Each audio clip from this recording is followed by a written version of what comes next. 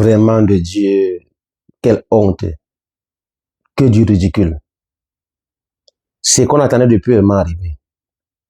Et ce qu'on attendait après la fin de la Coupe d'Afrique est tombé vraiment.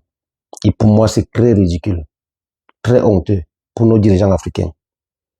Les sanctions qu'ils ont infligées à l'entraîneur sénégalais, Pape Diaye, et les deux autres joueurs sénégalais là, c'est vraiment de l'injustice. Écoutons un peu les sanctions qui sont tombées et que chacun donne son point de vue. Parce que pour moi là, ces dirigeants ne sont pas à la hauteur. Ils ne sont pas à la hauteur du génie de football. Avec l'image que le football africain a aujourd'hui là, ils ne sont pas à la hauteur.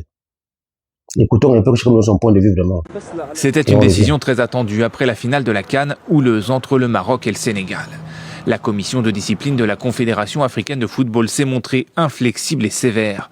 Sans surprise, l'équipe sénégalaise est la plus sanctionnée.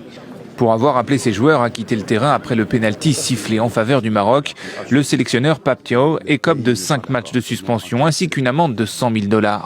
Le Sénégal devra aussi se passer de ses deux joueurs Iliman Diaw et Ismaïla Sarr pour 2 matchs pour insultes et comportements antisportifs envers l'arbitre. La fédération sénégalaise devra également s'acquitter d'une amende de 300 000 $ pour ses critiques contre la CAF. S'ils s'en sortent mieux, les Marocains n'ont pas été épargnés.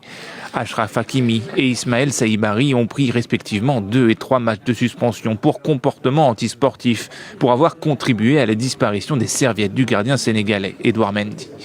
La fédération marocaine doit aussi payer plusieurs amendes qui cumulent 315 000 $ à cause du comportement des ramasseurs de balles, de l'envahissement de la zone de la VAR ou encore l'utilisation de lasers par les supporters. Ces sanctions prennent effet immédiatement, et ce même si les deux équipes font appel. Vraiment de Dieu.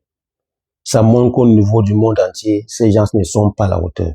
Ils ne sont pas à la hauteur de diriger notre football africain. Vu l'image que notre football africain a aujourd'hui dans le monde entier, ces dirigeants ne sont pas à la hauteur de diriger notre football africain. Avoir des dirigeants comme ça là, c'est vraiment honte. Parce que sanctionner l'entraîneur sénégalais Pape Diaye et laisser l'entraîneur marocain, Walid, ne pas le sanctionner, et que c'est lui qui a occasionné tout ça là, vraiment c'est honteux. Sanctionner les deux joueurs marocains et sénégalais et laisser Ibrahim Diaz, c'est vraiment honteux. On se demande si la CAF est en crise économique ou bien ils veulent vraiment montrer aux gens qui travaillent ou vraiment ils veulent avancer. Parce que c'est une honte vraiment de ces institutions. Ces gens-là doivent démissionner de notre football africain.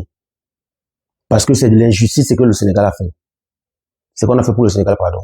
Parce que si le Sénégal ne faisait pas ça, si cet entraîneur ne faisait pas ça, le Sénégal allait perdre.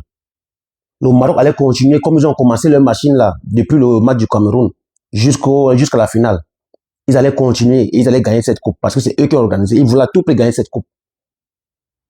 Mais l'entraîneur sénégalais a empêché ça.